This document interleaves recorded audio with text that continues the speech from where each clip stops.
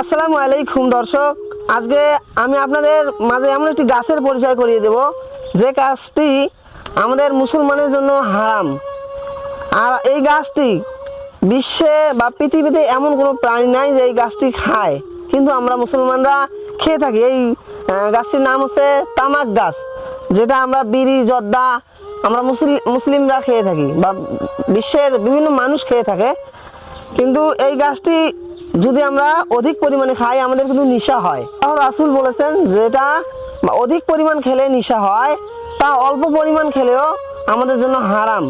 তাও আমরা এই গাছটি আমরা মুসলমান জাতি কি করি, বাথরুমে বসে খাই, প্রসাবে বসি, কাম কাজে বসি বা প্রসাবের সময় আমরা এই তামাক পাতা খাই।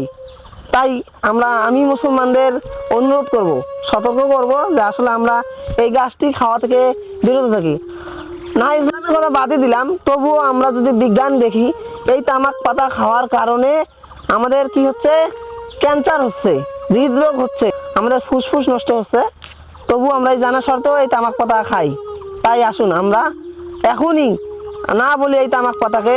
আর এই নেশা সম্পর্কে হাদিসটি আপনারা পাবেন সহিহ মুসলিম 5757 নম্বর এবং 56 নম্বর হাদিস।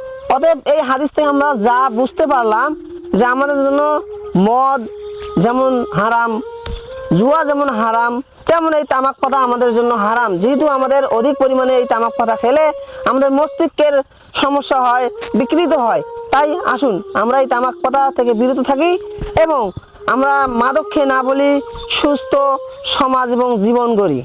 যদি এই ভিডিওটি আপনাদের কাছে যায়, দেখেন, অবশ্যই শেয়ার করে দিবেন, অন্যজনকে জানার সুযোগ করে দিবেন। ধন্যবাদ সবাইকে।